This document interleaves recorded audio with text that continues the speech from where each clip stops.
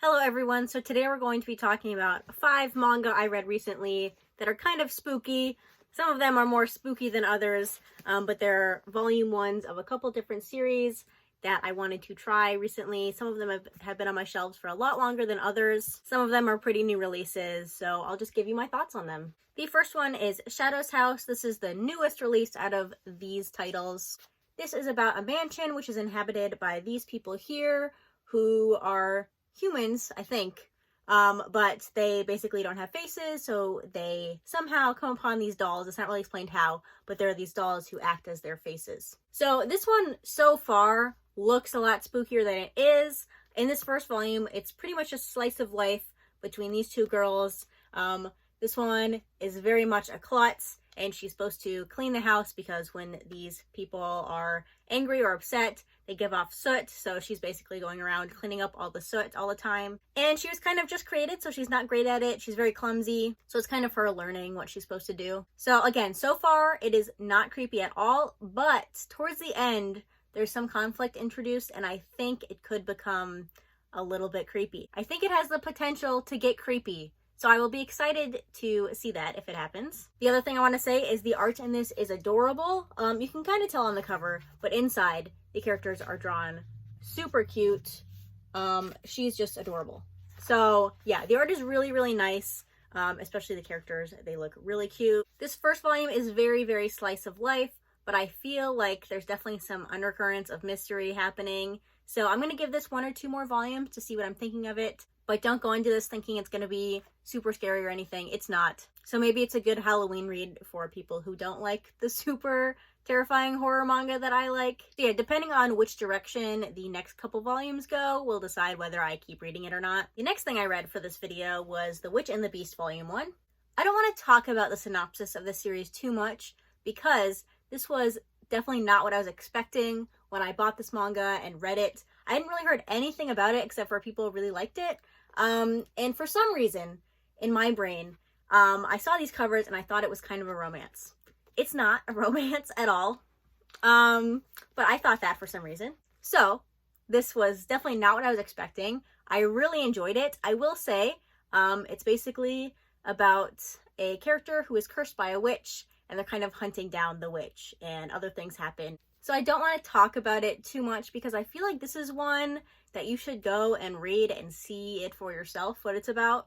But I will say, the art is really, really nice. There's a lot of action scenes in here, and they're very easy to follow. There's some dragons maybe, and those dragons look really cool. And the characters as well. They're very elegant looking. So yeah, for this one, I'm definitely interested in reading more. I really, really enjoyed this. It's kind of like a dark fantasy. There's some mystery going on. I really enjoyed it. So I'm glad I have like 9 more volumes to read or something. I think out of all the ones I'm going to talk about today, this is the one I'm most interested in continuing. The next volume 1 I read has been on my shelves the longest.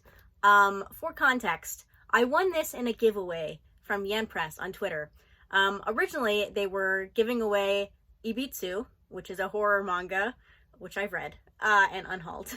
And then 2 volumes of this series. And I was just entering the giveaway for Ibitsu, and then these ones just sat on my shelves for a couple years. I never felt the urge to read them until this video because I felt like they kind of fit in with the theme. Anyway, that series is Phantom Tales of the Night. So I read the first volume for this video. I did not like it at all.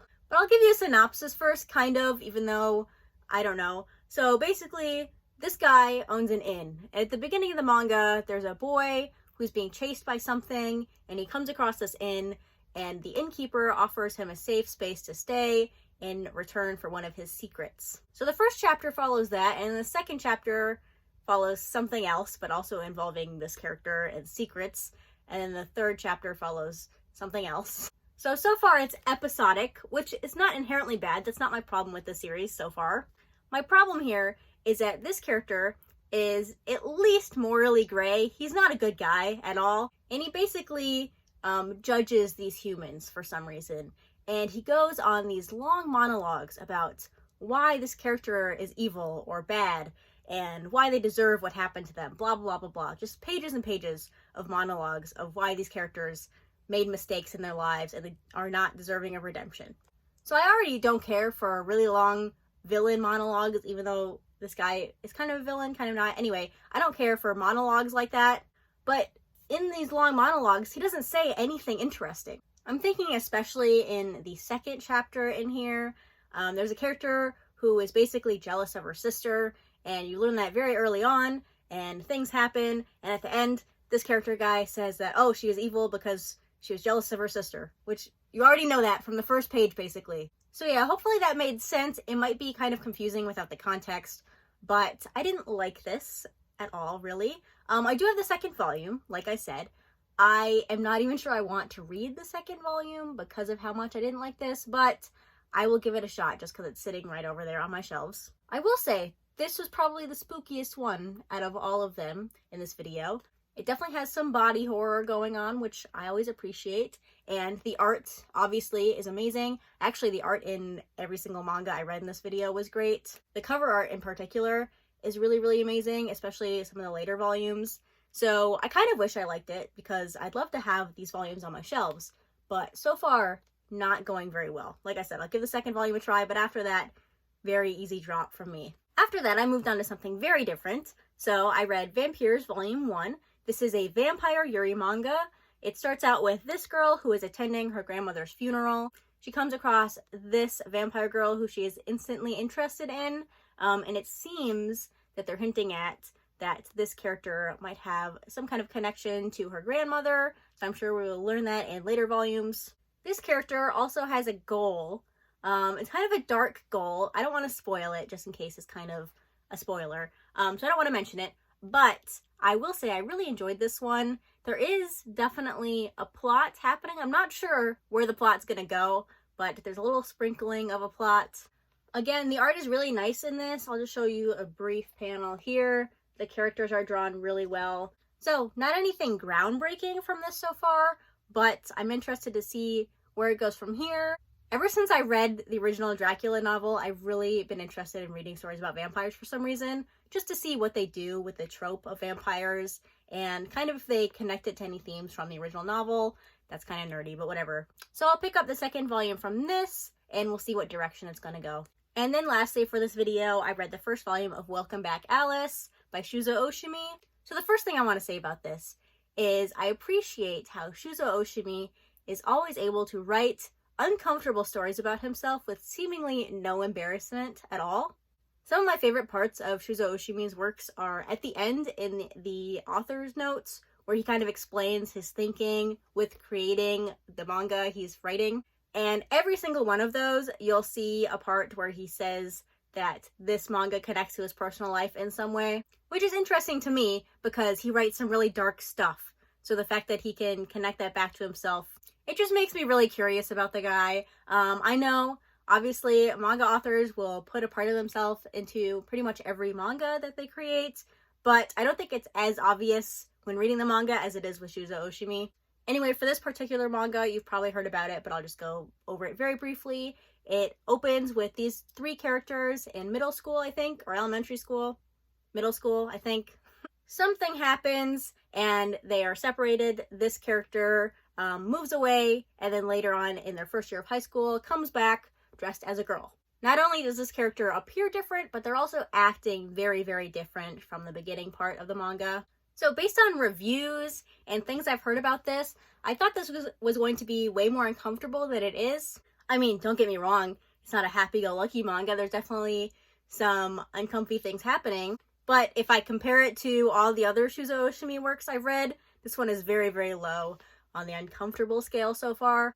Maybe in later volumes it gets more uncomfortable and that's what people are talking about. I'm not sure. But yeah, I'm definitely interested in continuing this. I kind of hate that there are only 2 more volumes out of this so far in English. I think volume 4 comes out pretty soon. But yeah, this character here definitely has some secrets that they're hiding, and I'm sure later volumes will address those and kind of explain what's going on. But yeah, so far it's typical Oshimi stuff. I think if you've read some of his other works that deal with identity, sexual identity, stuff like that, then you can read this one. But yeah, I'll be continuing this one for sure. So those are all the manga I wanted to talk about in this video, but before we finish, let me just real quick rank them from the one I enjoyed the most and want to continue the most to the one I enjoyed the least and want to continue the least. It's kind of obvious. But first, it's very obvious, the one I want to continue the least. The only reason I'm continuing it is because I own the second volume already. That's Phantom Tales of the Night. That one's going on the bottom. Next, I think, is Vampires. I'm interested, but I'm not like yearning for the second volume right now. So I'll put that one next. Definitely a very big gap in between these two volumes though. Then I'll go with Shadow's House, depending on the next volume. That will decide how much I want to continue the manga, but we'll put it in the middle so far. Then we have Welcome Back Alice by Shuzo Oshimi. I'll put that one next. In fact, I think after this video, I'm going to go read that one. And then we'll do The Witch and the Beast. I'm definitely intrigued on where this one will go. So yeah, those are all the manga I wanted to talk about in this video. Let me know if you've read any of them and what you thought of them. Or let me know what manga you've been reading for the spooky season. But that's going to be it. Thanks for watching, and I'll see you next time. Bye!